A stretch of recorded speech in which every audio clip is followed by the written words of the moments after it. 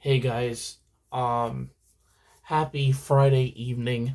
I wanted to go live, but three of my bandmates right now. I don't know if the show is over. I think it probably just started, but I really want to congratulate three of my bandmates. So Ian and I kicked off this event back in February, but the art department in downtown Portland are creating like a what is it like a what is it music for the first week of the month or something like that. But Tyler Westbury's show is tonight. But Tyler, those of you that don't know who Tyler is, he's one, I would say, one of the best musicians we have on Fridays for the Bloom Frankensteins. Tyler is a great musician. Um, but that man's ear, I feel like, is what is really how good he is for being a musician. Um, because with Tyler, that's the thing is you don't have to show him how to play something on the keyboard or the bass. You tell him to play something, he'll play it without even having to look at a guitar or like Tyler's ear is unbelievable. And Tyler's a really good singer as well.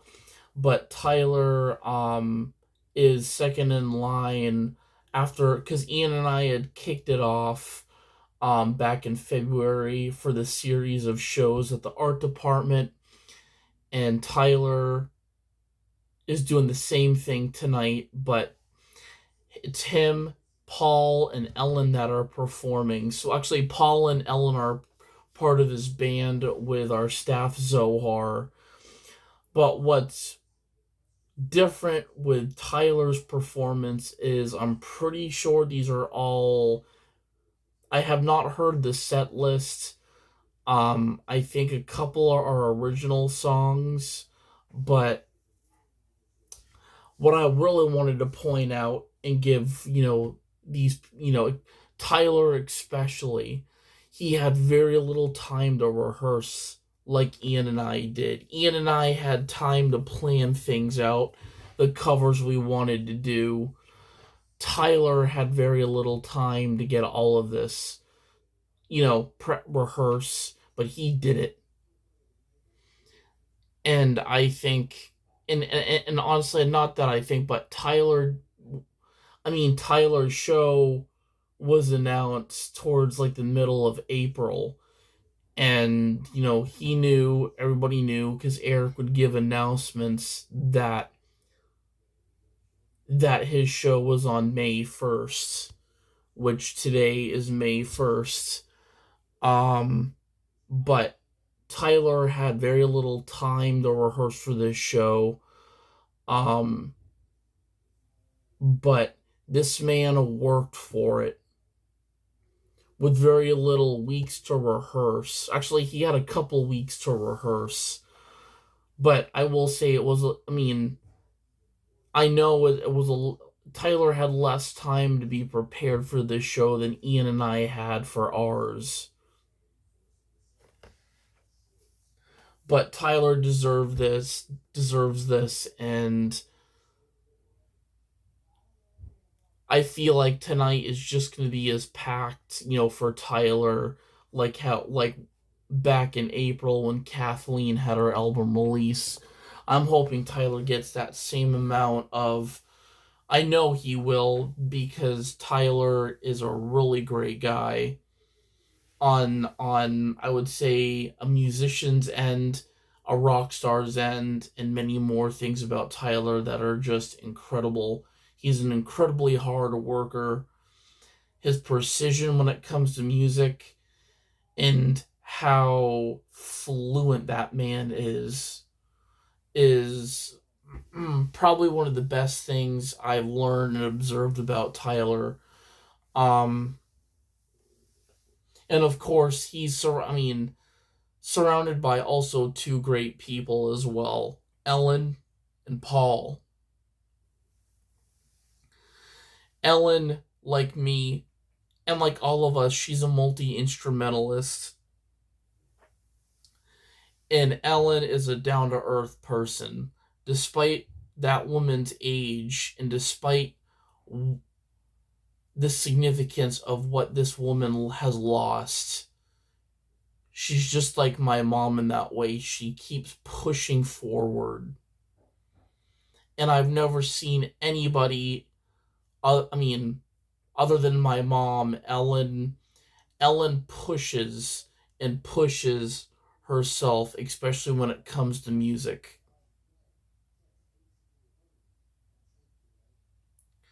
But I think Tyler chose wisely for Paul and Ellen to be in his band. But Tyler, as I said, since this is his show, actually it's all three of them.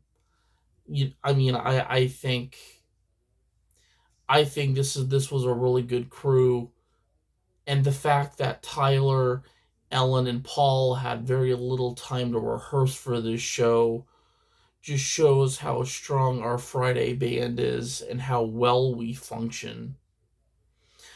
Um, but we are playing at the Pride Festival. That is confirmed. Eric made the announcement today, this morning, that they want us to come back. But when they know more details, they are going to share the details with us.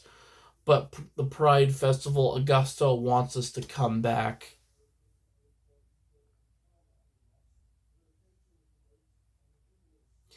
And we all kind of are. I mean, I knew since April, but Eric made the announcement, so I would think within probably next week we would be starting to map out and kind of like have like band ideas floating around the room about songs we would want to cover, original songs we might want to add to the set list. Um, but I'll be right back. I'm just gonna go use the bathroom.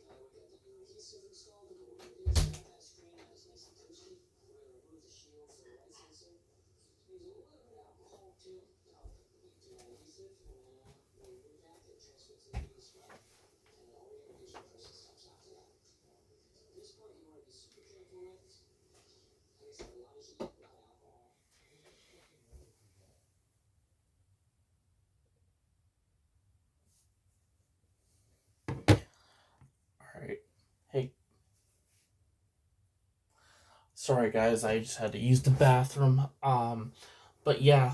Anyways, what Tyler, I will say, is one of the best musicians I know, along with two others, that are in our bigger band on Fridays, the Blue Room Frankensteins.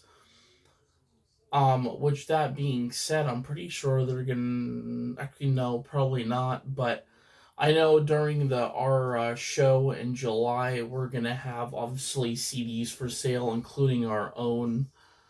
Um, it is so the date is July 17th, same like last year. Um, that's when we will be performing. Um,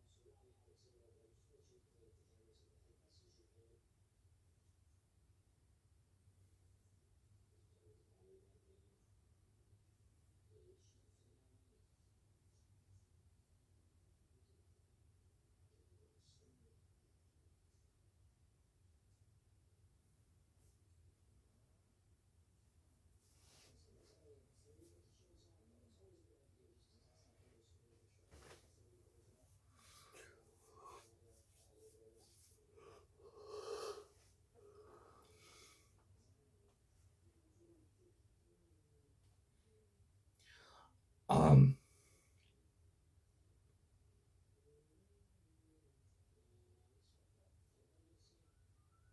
I've learned also throughout my life as well,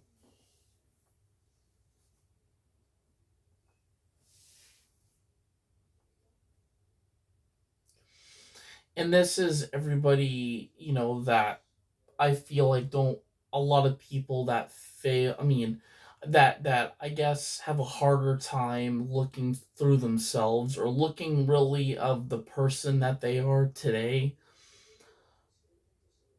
I often are today and really I have to look at it as what is going on currently. Like what's a word that you would state to anybody that is currently, I guess, a word that would best resemble on what is going on now? How the planet can be dirty, how the planet can be clean. Two of those examples I thought of were pollution, because the thing is, pollution is oil spilled in the sea, and that's what a lot of political figures are talking about continuously now is oil. So pollution and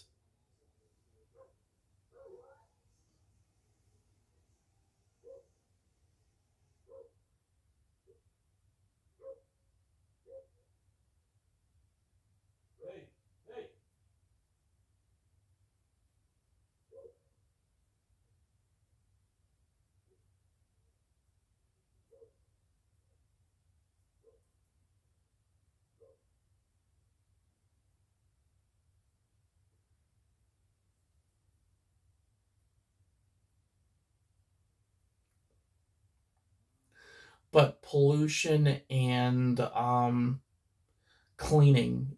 I mean, those are two different things when I think of an ecosystem. Is that many things that are cleaned help the environment, but things that are polluted typically ruin an environment.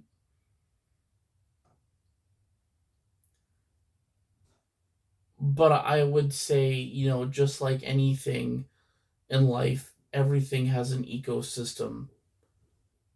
Survival,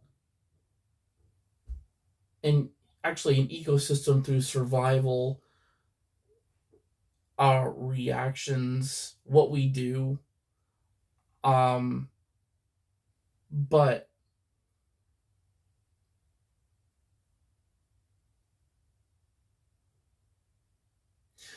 ecosystems being strong within people and within other things, because living things like animals, plants, it's important because we don't have, like, for us, when we're driven to do something and we have some sort of worth ethic going on, whether we choose for whatever it is to become our worth ethic and something we're driven towards, sometimes that ecosystem is not always relying on the person that might be alongside you, but knowing where to come in and where to go out.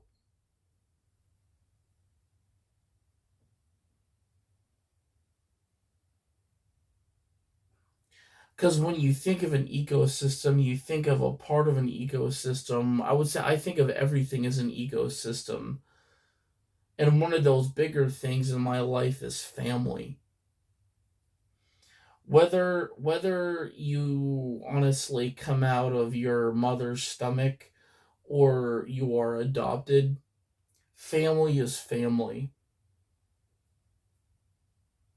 But family is an ecosystem of being together, remaining tight,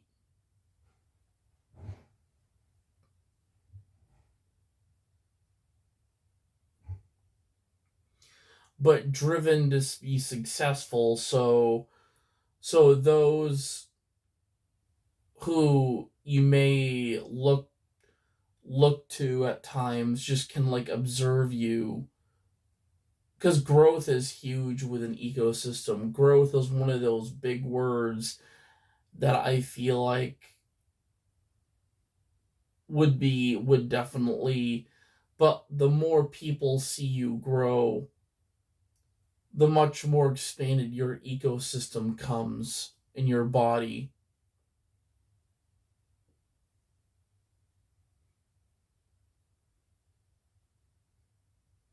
Sometimes people often don't necessarily think about this as much as I overthought it today. Not overthought it, but I was like, our bodies are like planets in a way.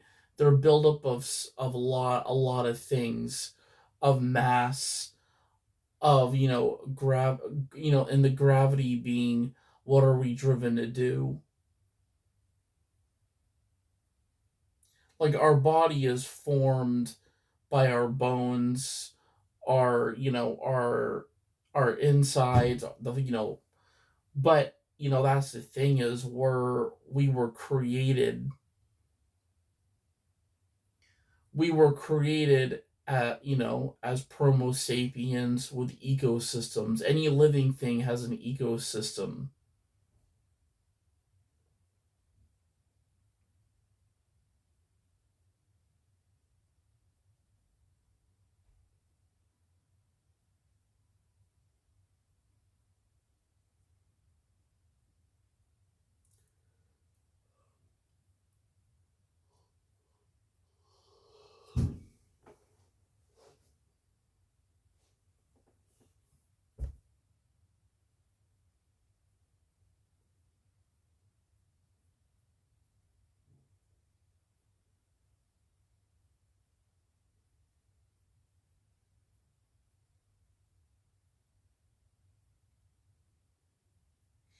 But what's really awesome about like things that, because I feel like another big thing in an ecosystem is creativity.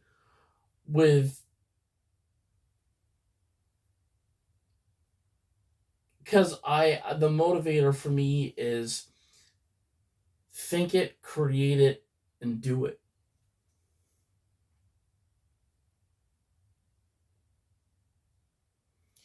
But it's the drive, and it's the it just for me it's and that's, I feel like, how people should look at life at a standpoint of like, what does my ecosystem need to possibly set a boundary between me and another person.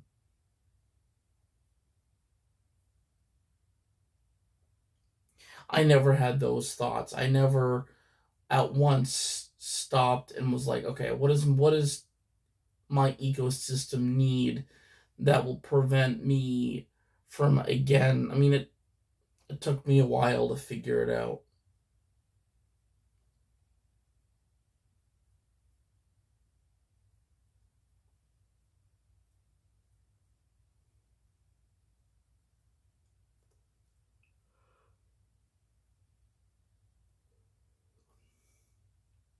I will say ecosystems, especially if it's your own ecosystem, they can be violated, they can be polluted, they can be bulldozed, but if you don't want somebody in your ecosystem, you just have to let them know. Maybe not as a warning or a threat, but just let them know this is my ecosystem. This is where I thrive, and I'll come to you. I'll come out of my ecosystem once I'm ready.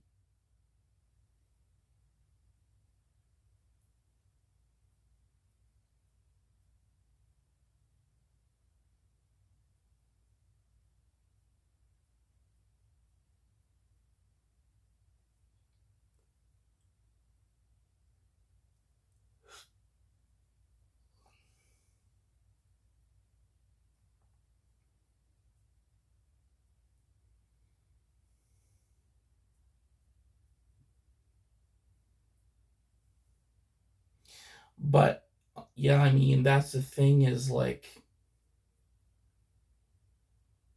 and I'm very excited about Riffsman. Today I worked on my Cryptid album. I added this really awesome guitar part to the Yeti song. It's really good too.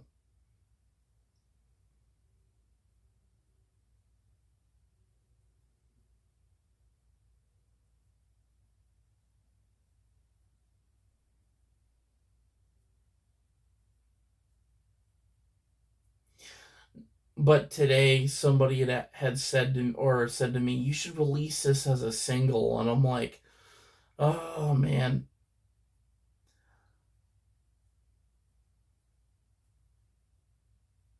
I had originally said I could, but if I took that one out of the album, that would be one of the good ones taken out and being as a being treated as a single, meaning that I feel like the better song or the I don't want to release a really good song as a single, because if I want people to buy my album and to listen to it,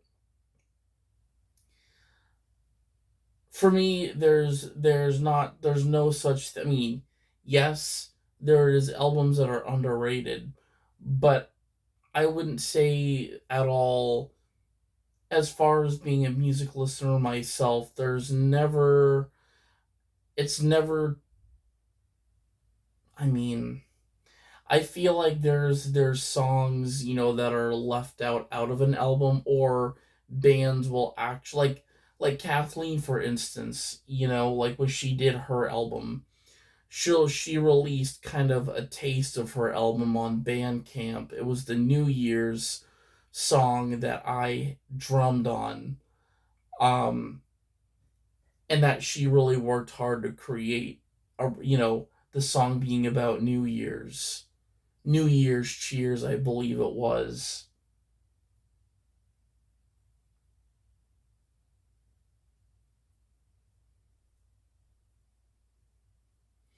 But the thing is, that song she had released, she because her album consists of 9 songs, I believe. She played 7 of them at the show.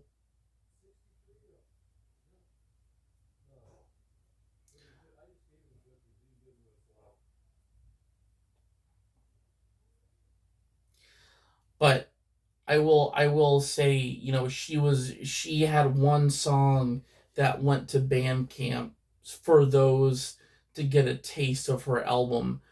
But Kathleen's approach with her albums are quite, I will say, are really awesome. The fact that she, like, since this album was mainly about federal holidays, it was, it was really well put together. And the fact, even the national holidays, like, I had no idea there was a national base holiday.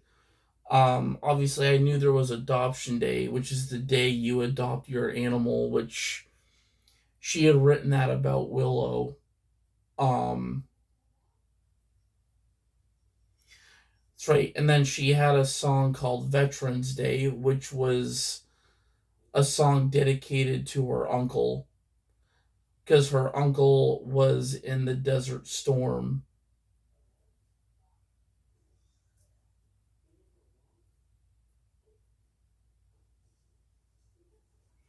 But the fact on veteran in that song, she had mentioned all the branches and to thank everybody for serving the country, which I thought was a really that song was, I will say, I even listened to it as it was a single.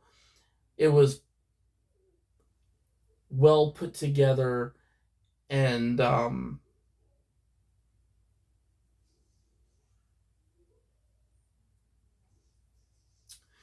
the fact, the artwork she chose to have that or chose to have with that song, I teared up because it was a picture of her as a little girl, and her uncle in his uniform.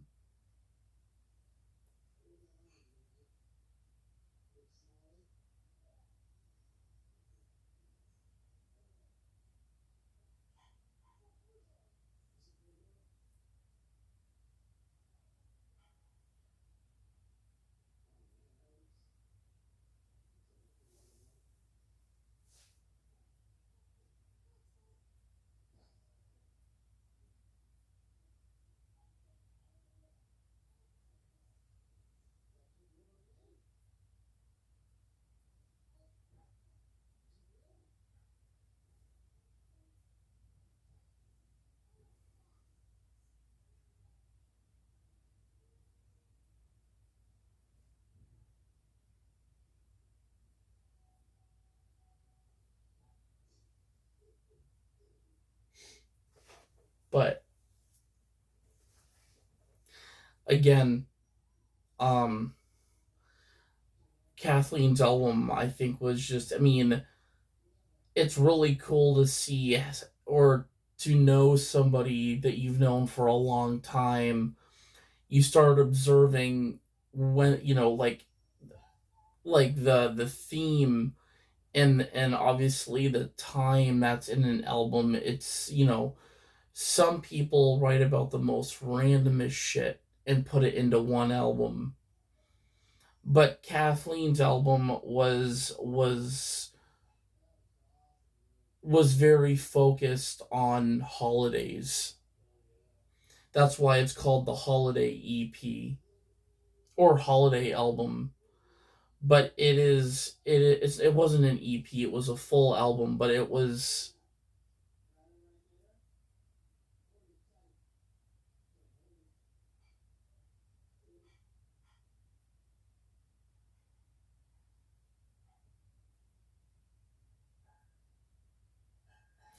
But Ellen just finished her album, her which, I'm very proud of Ellen, but she got it done.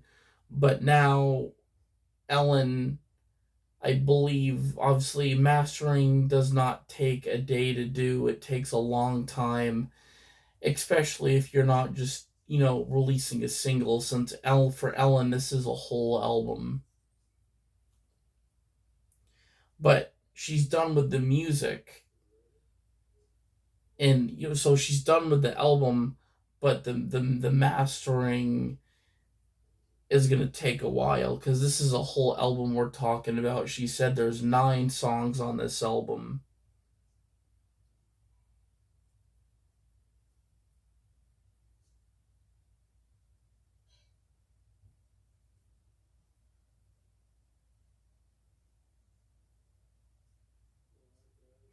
And I know Andrew is finished with his album as well. um and Andrew, I know, I know is working, and because he's next for the album release. I'm pretty sure that's what's going to happen, but he's starting to pinpoint places he would like to perform. And I know he's gravitated towards a couple places, one of them being One Longfellow Square. But I know that is definitely his number one choice because of his volunteering experience there for the Lyle Davinsky shows and stuff like that.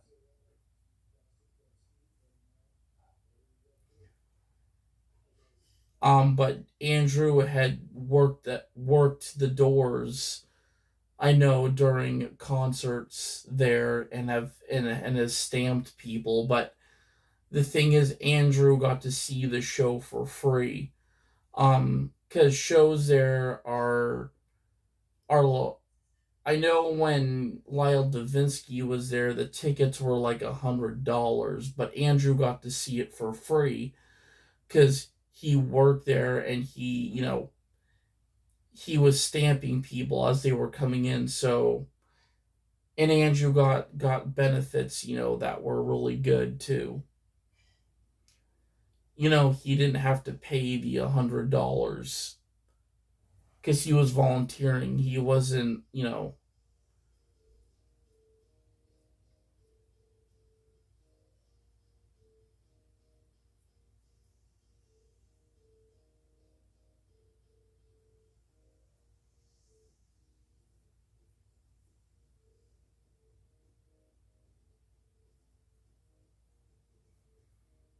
But again, Tyler's show, I mean, between him, Ellen, and Paul, this is really awesome, and Tyler deserves this show.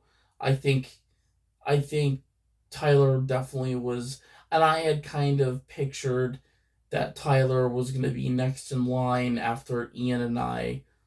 Um, and I will say Tyler had little time to plan for this show, but he got it done.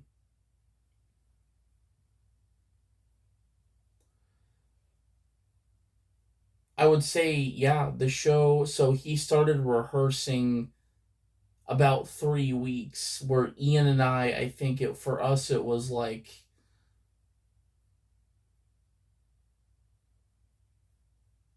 maybe 5, 6 weeks, something like that. Yeah, I would say for Ian and I it was 6 weeks, and Tyler had three. Maybe I don't think it was four because I remember when they started to rehearse for it.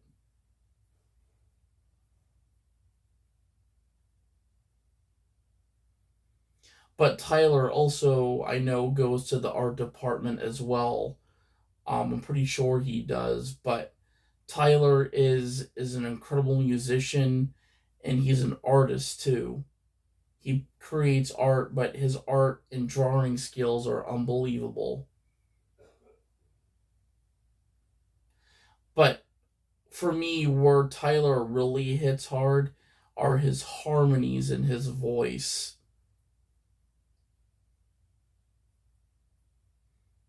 I often look back,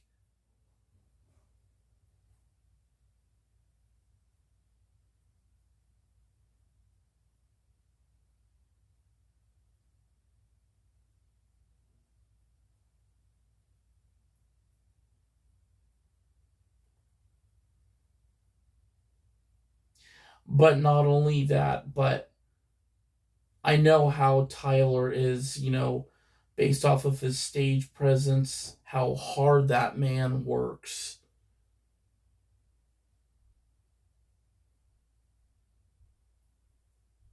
But I want everybody on here to root for Tyler. Tyler, as I said, Tyler had very little time to get this together. And it's incredible to see somebody like Tyler just have that strength and have that drive.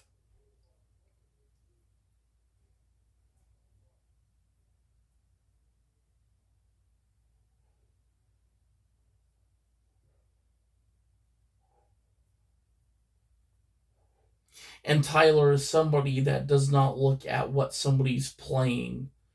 You give that man a chord or something to go by, boom, he's on.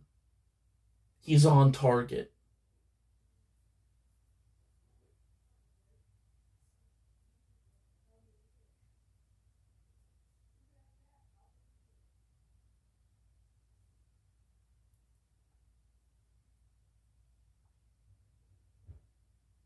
I know I had a hard time with that.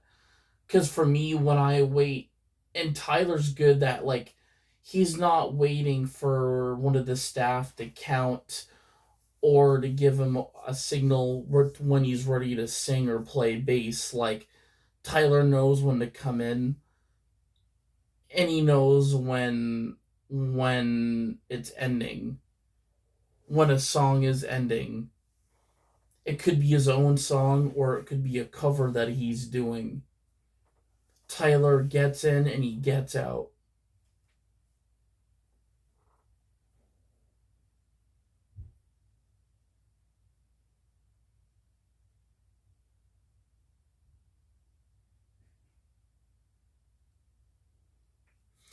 And for me, when at the Pride Festival, it was really important because there was a song that we did called Casco Bay, which actually was written by Paul. But we have performed it. Paul gave us the permission to perform that song last year, and I played bass on that song. And that was the thing. That was a song I wanted to rehearse and get right because Tyler and I had to be locked in with that song, meaning when Tyler, because Tyler was on keys for that song, and when he would switch from the A to E, those were also my transitions. So, and I had to really, like, I had to use my ear, but also look, because when I was on bass, I had to really look over, like, look at Tyler, but look at the keyboard, not at Tyler, but the keyboard.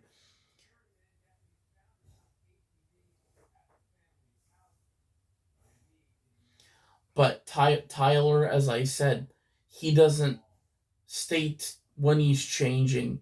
If you want to keep up with him, watch him play. Tyler's one of the best teachers for that reason.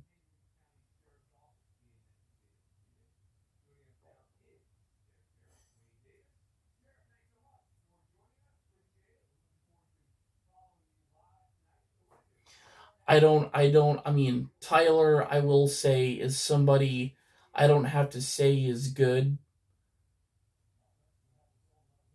I've seen it. I've seen Tyler's energy. I've seen the drive he puts in.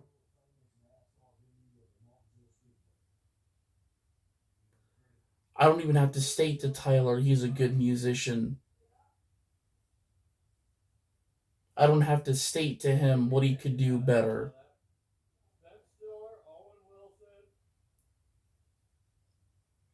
When somebody asks that man to play, he plays. Or asks, or really having that instinct of knowing when to come in, when to come out.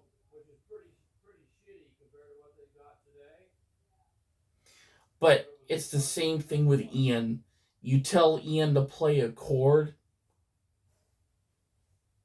or a note, it's done. Meaning that they're both on target.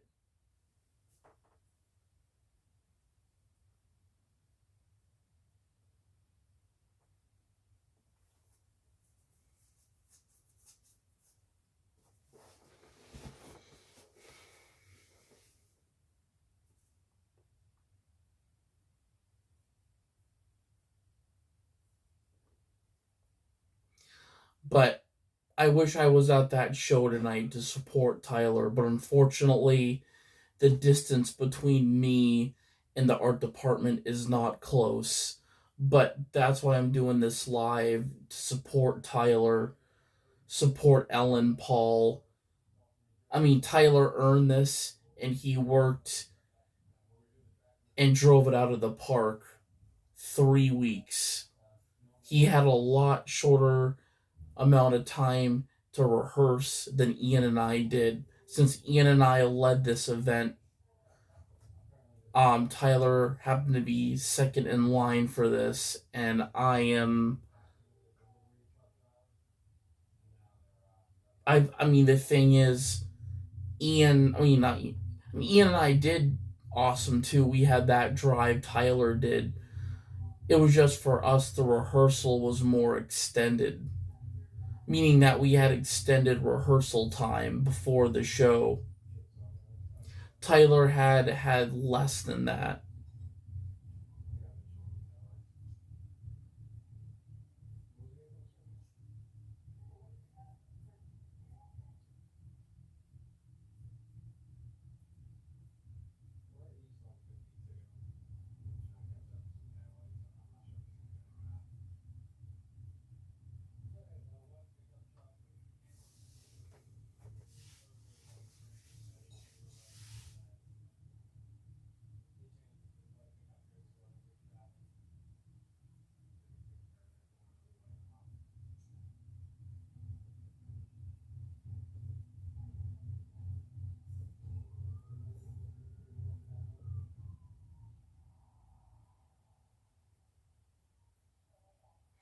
But I've learned in my life the men who have little time to react to certain things or to do something are the men that'll, that come out on top. If you're announced something and you've got limited weeks to get it done when it comes to music, those are musicians. Those aren't paid rock stars. Those aren't cocky rock stars who, you know, who sing, obviously it's good to get money. It's good when people are generous, but in the rock world, but a lot of rock bands also admire those who are more underground, who are not on the same level as them.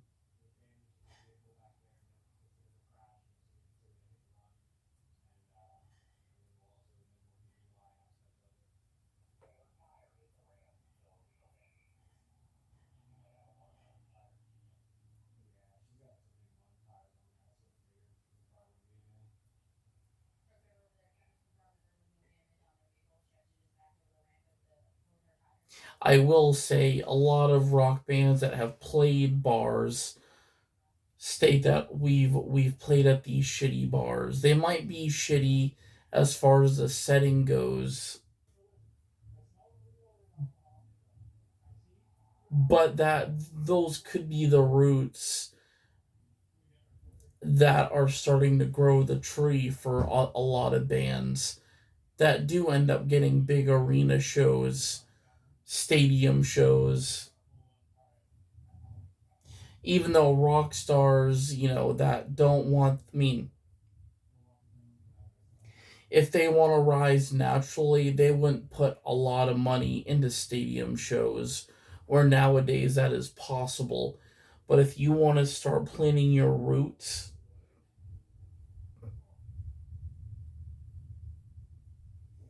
and really start, have an ecosystem of where you can branch out, start basic.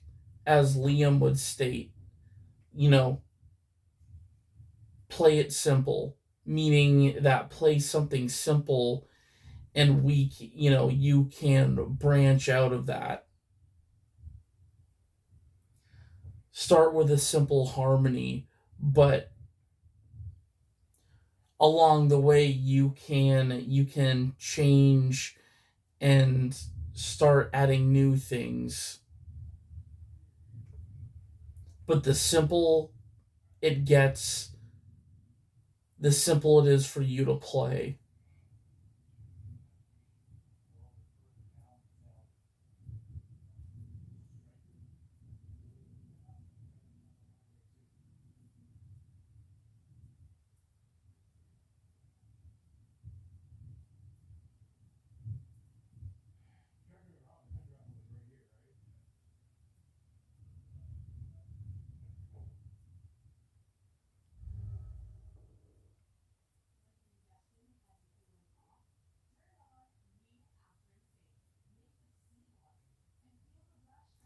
But I wanted to show you guys. I am gonna go get a drink, but I got a game today at Bull Moose that I actually wanted to share with you guys. I want to know if any of you have played it. I think there's two games in the series. I think they even remastered the first game. But it's a game that is made by Square Enix, the company that made the Final Fantasy games and the what is it, the was it the Avengers game that was like a lot of people were very excited for, but how that game down, it wasn't a bad game. It wasn't engineered, I feel like, poorly either. Like, yes, I think people were expecting more from that game to offer more. Just obviously not so much when it launched, but through the futuristic era of that game. I think people were definitely wanting more out of it, not so much having a war table where you would complete objectives on a certain map and then return back to the Quinjet.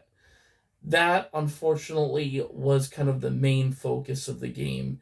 And they showed, what is it? Um, Gameplay of like how it was basically it's I mean the game had a companion. You beat the companion. Like, the game was incredibly awesome. You could choose who you got to play as. Every character had um had a skill tree and branched out to different things. But I feel like this game definitely served its days as maybe not what fans expected, but it's a game that I feel like that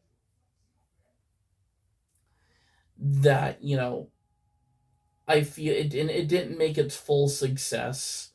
Unfortunately, like the Spider-Man games by Insomniac, and the fact that this year we're getting a Wolverine game. Um, but the Avengers game, I will say, got more of a less.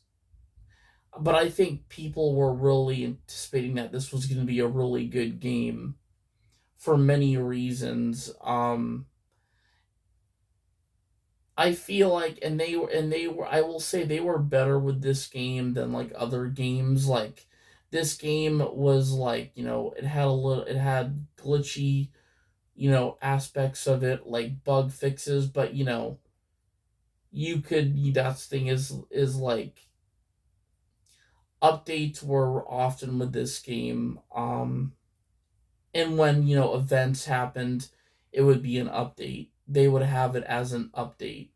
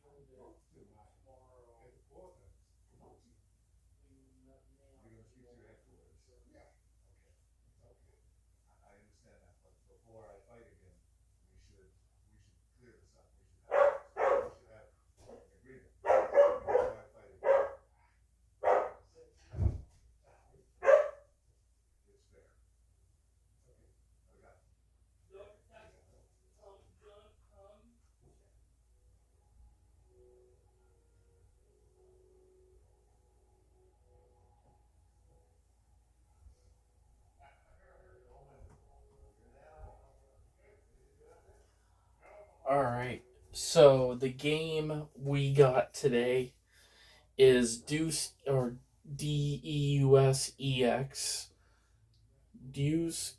Mankind Divided. So this is a game that, man, I'm pretty sure I'll have to look at this, but this is a sequel of the, what is it? Because this is a series of games. It's not as expanded as like Final Fantasy is a game series that, at least, I mean, I would say has a lot of sequels, has a lot of, I mean, yes, the Final Fantasy games, do I still have Final, yeah, I do. I've got Final Fantasy, it's either 11 or 12, but they do have one Final Fantasy game that is open world. It's one of my, I don't, I mean, it definitely was a great game, but this one was really interesting because this is a,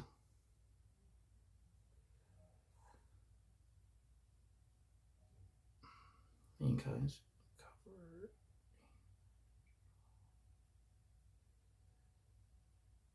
extra in-game mission and digital books.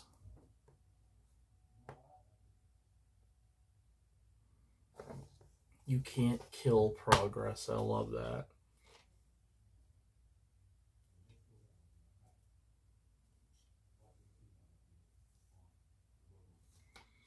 Um, but it is indeed the. This was a pre-owned copy. They had like two pre-owned copies of this game. It was a game I looked into. I wasn't sure at first if I was going to purchase. They had it today. Because some of the games I was looking at, um, I definitely will say, um,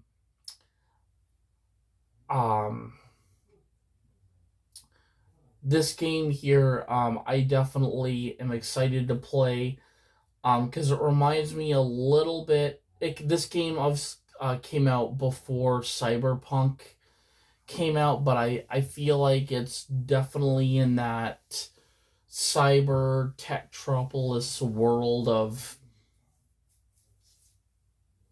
even though this guy, he's more of like a special aid, like he's like a, let's see, he's a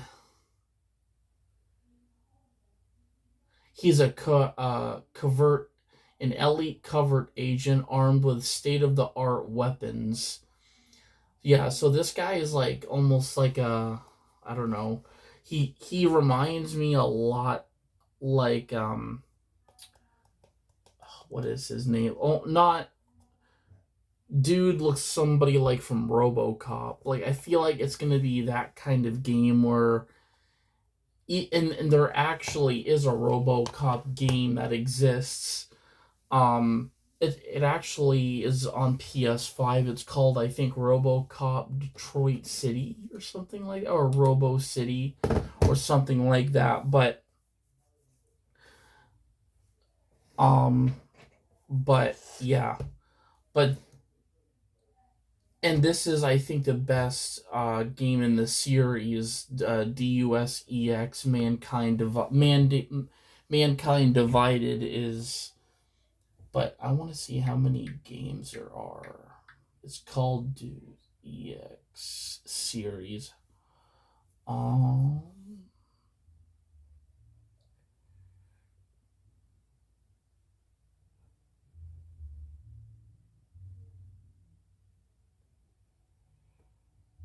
how many games?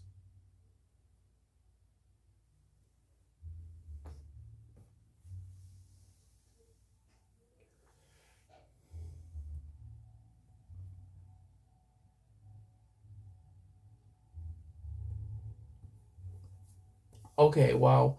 So it looks like there is three games. Deus Ex came out in 2000, the year I was born, which is the original, a landmark title in the immersive sim genre, SIM genre. Deus Ex Human Revolution came out in 2011.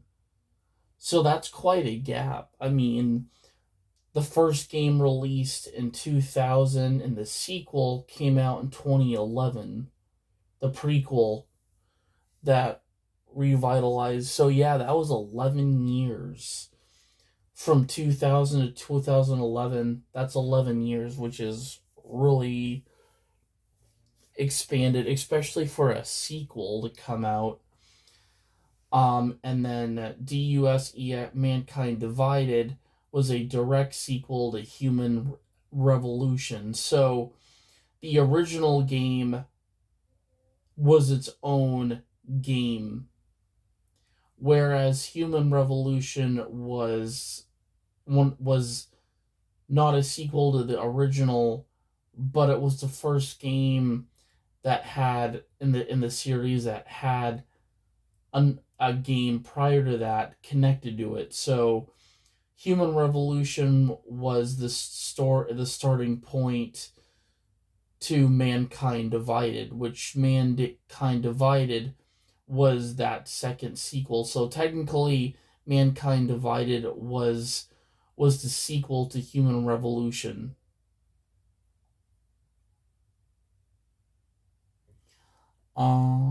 Originally developed by 2020. So wow.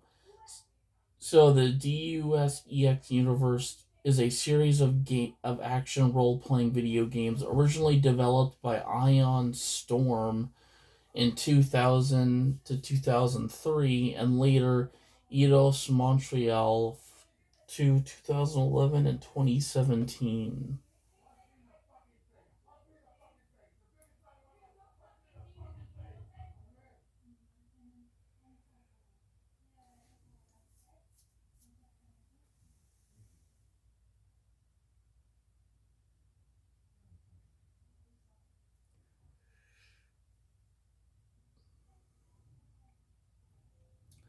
But of course, another big game is Mass Effect. Mass Effect, I did play. I played the fourth game. Um, there's the fall. I will say Mass Effect was, as I said, I feel like because there's four games in the Mass Effect series, and they're made by EA Games, I think.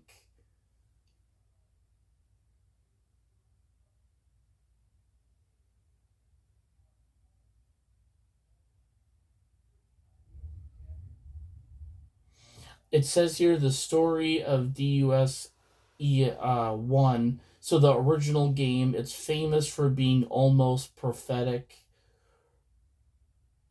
taking a coherent, rational approach to sci-fi and presenting a world that's not too.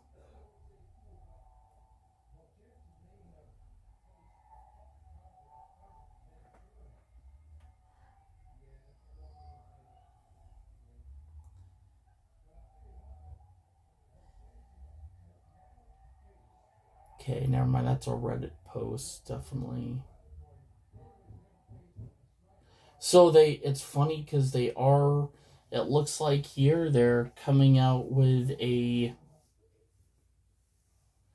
So this is more of a simulator. So SIM I feel like is a simulator. With the legendary Cyberpunk Immersive Simulator, because it says here the Nintendo because it's coming out from Nintendo Switch, the definitive version of the legendary Cyberpunk immersive sim modernized with visuals. So it looks like they're actually releasing the remastered game. So, but it's gonna have better because remastered means it's gonna have better graphics. It's not.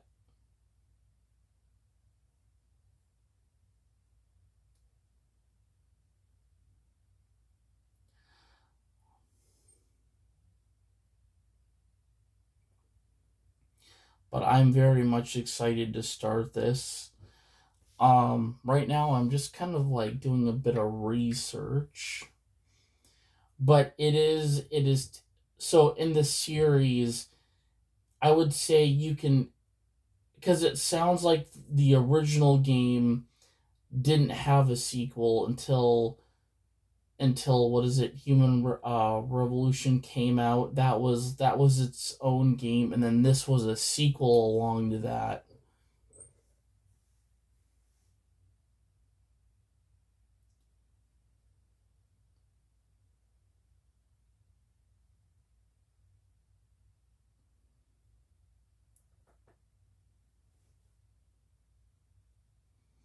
And this game, wow, this game's got really good views. Steam rated it 7 out of 10, and then Metacritic 84%. So they did state that, like, as far as this one and Human Evil, I mean, I don't want to obviously be opinion or share my opinions, but I've heard this game did better than its than what is it, than the sequel back in, or not sequel, the sequel did better than the 2011 game, because when this game came out in 2000, that was its own game, where in 2011 it was a new story arc. I don't know, did they used to say they might have, so it sounds like they did not, they used this guy, so they must have used this guy in Human Evolution, and he came back.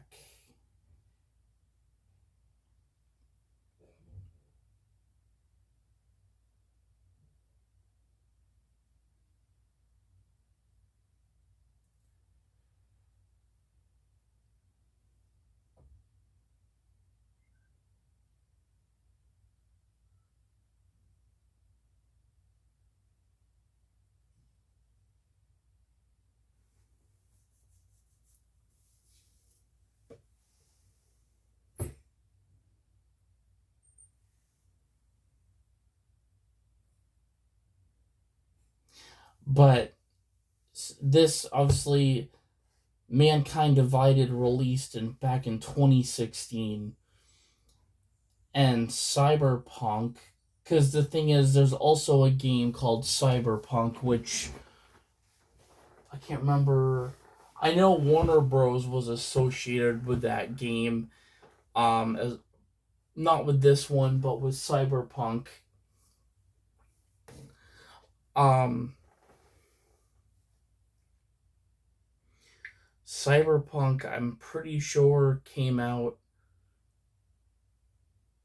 Man, well, the thing is, I know my digital media teacher. He That was one of the games he was incredibly excited about. But that, I feel like that game can. I'm just gonna check, but it's, let's see, um, 2020. So actually, so it came out the year after I graduated. Actually, the end of 2020, December 10th.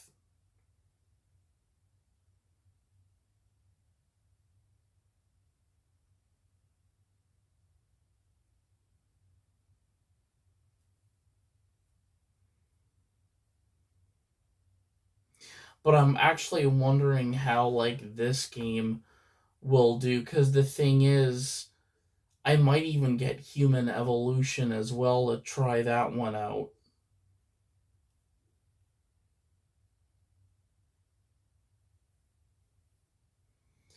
But I mean, I definitely, sometimes I've found that, I mean, yes, people often state to you, like, play the what is it, like for me, like, a lot of people approached, had said this to me about what is it, Resident Evil Village, is, they stated to me many times that if you want to play Resident Evil Village, play Resident Evil 7, because the thing is, games that should be played in order go by events. People state them by going by events. Because events are what is crucial about a game for a sequel to happen.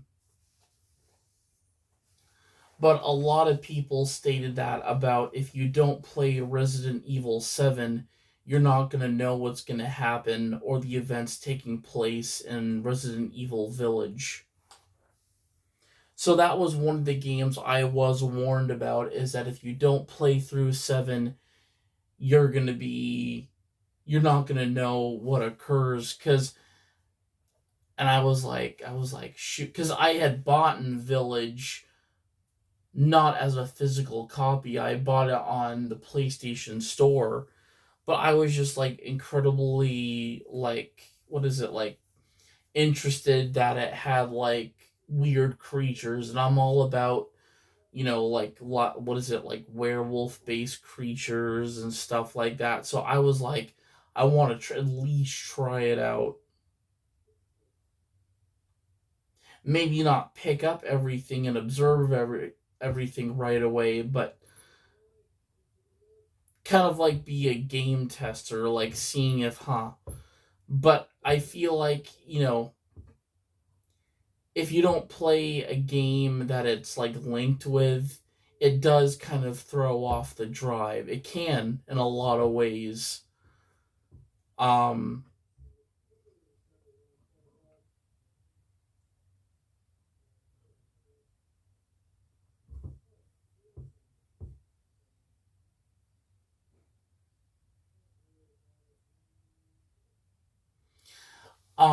but like, that's the thing too, is the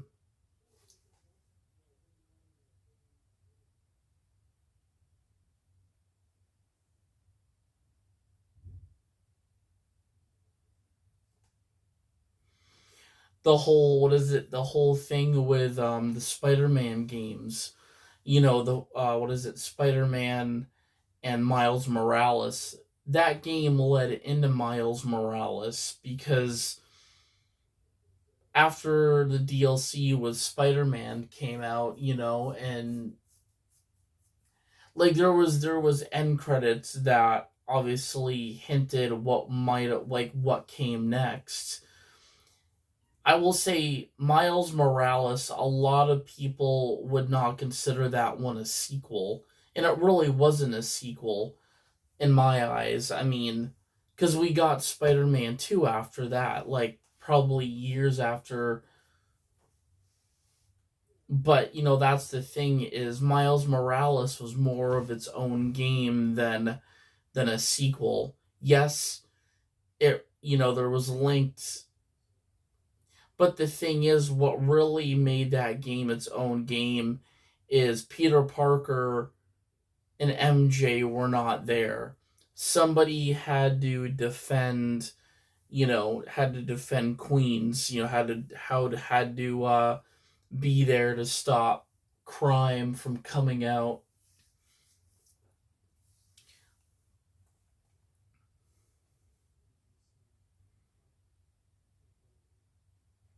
And that game having a lot of, I mean, the fact that we got to play as somebody new.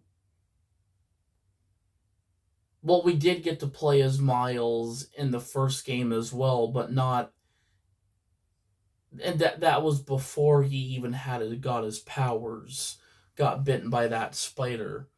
So it was really normal Miles we played as. Um,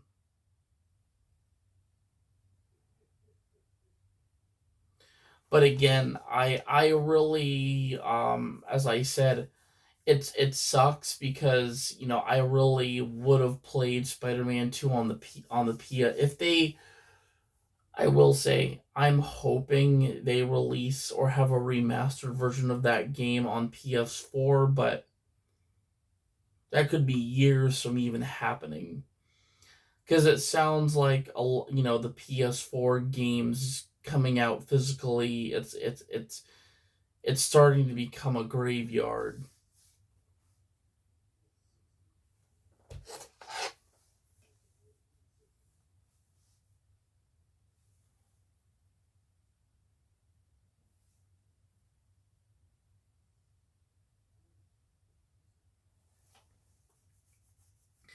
But this game, I feel like, between this and Cyberpunk, I think in this game, it's a lot like the hacking in this game it's more complex than Cyberpunk. Because like Cyberpunk, you could do these like hacking things where you could do breach protocol. You what was it? There was you could get into like security cameras, you know, even like say you could even like I will say that game was really awesome, like I feel like in this game the hacking's probably more, as I said, more advanced. But I mean they call it arguments, I believe, and there's like different arguments to branch out from, which I'm gonna state that's like the word they use for like the hacking abilities and how they can upgrade throughout the game.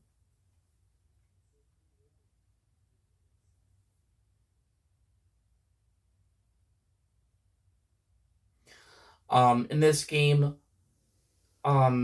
you can make meaningful choices and consequences, become the ultimate augmented covert covert agent.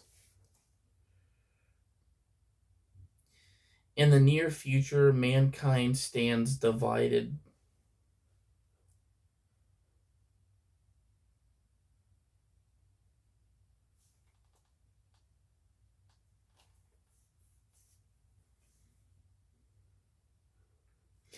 So day one, I'm guessing there's not a redeemable code for the day one edition. So I'm wondering if you get these just automatically when you install the game, because it didn't come with a pamphlet or anything. So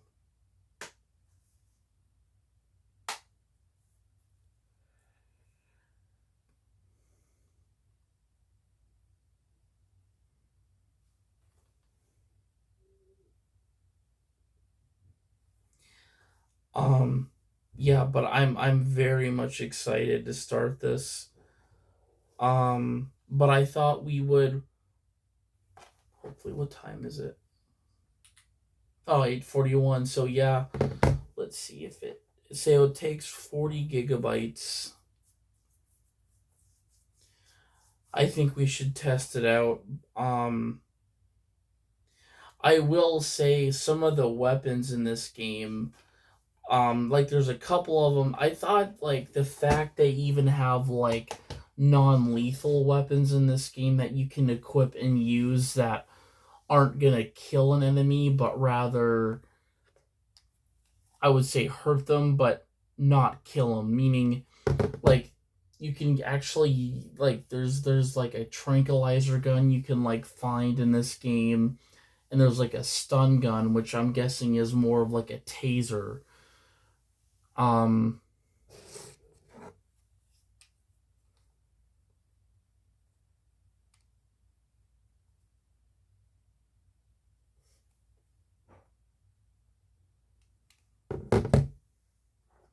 weapons.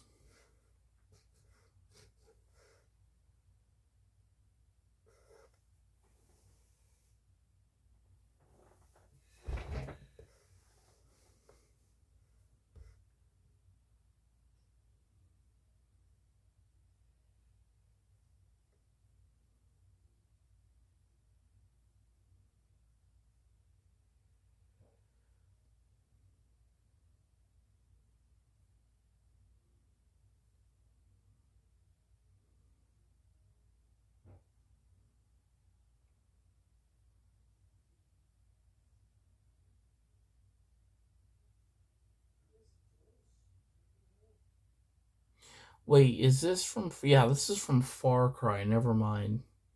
I'm not looking for. There is unique weapons. Hang on.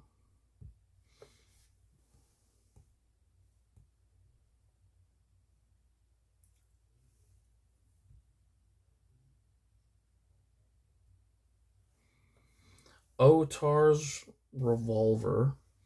Looks like, oh, it's got armored precision rounds. The Cote d'Azur combat rifle. If you run with a combat rifle, this is a must have as it finally gives you access to EMP ammo. If you cannot.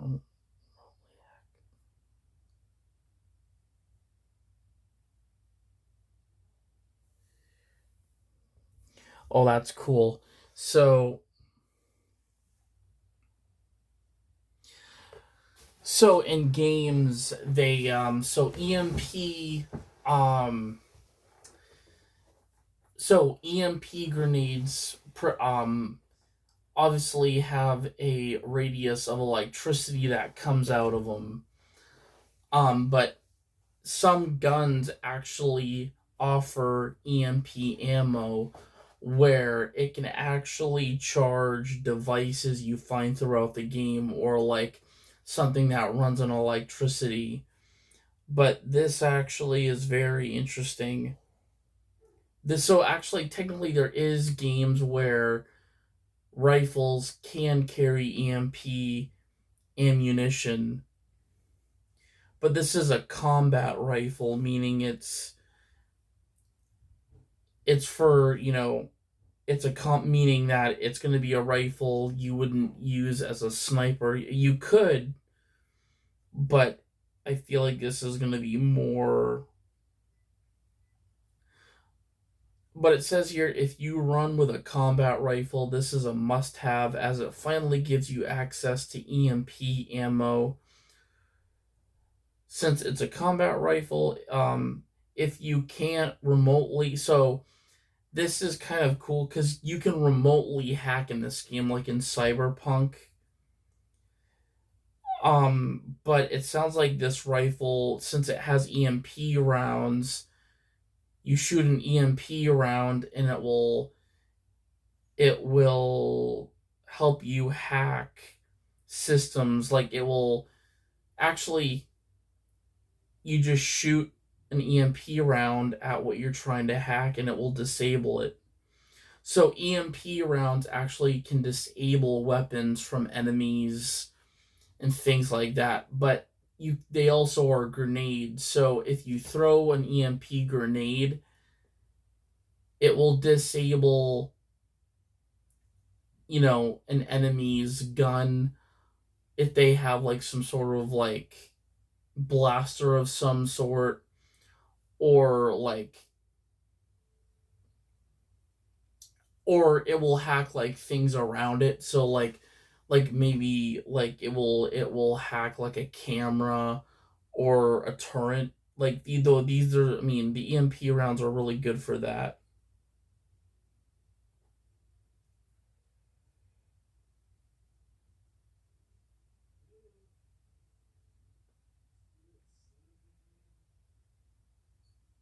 Ooh.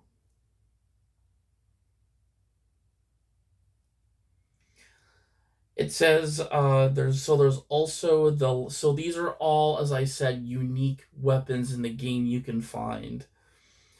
This one is the Lancer battle rifle. The best thing about this is that it is maxed out a 100 accuracy, meaning you will land shots and the accuracy is 100, which consistently is not something you can obtain with the standard battle rifle, even with the AUG related bonuses. And this is the only battle rifle variant that I've found that you can put a silence. So silencers are really great, meaning that if you shoot an enemy, none of the other enemies will detect that one of them was hit or with a fight of fatal shot, meaning it will not trigger an alarm. Silencers are good about. We have the fully modded 10mm pistol. Take one shotgun, mix in some AP ammo, and everyone dies.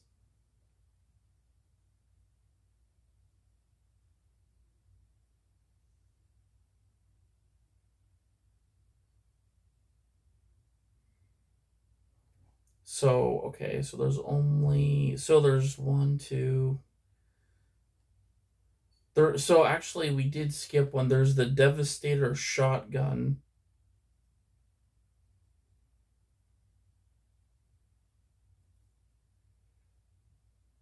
This looks really cool. AP ammo, I'm pretty sure stands for. I feel like this might even act as like a maybe not a grenade launcher, but it's gonna be a shotgun that's gonna pack a really good punch.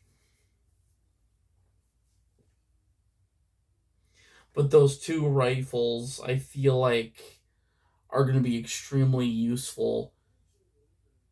Wow, 100% accurate.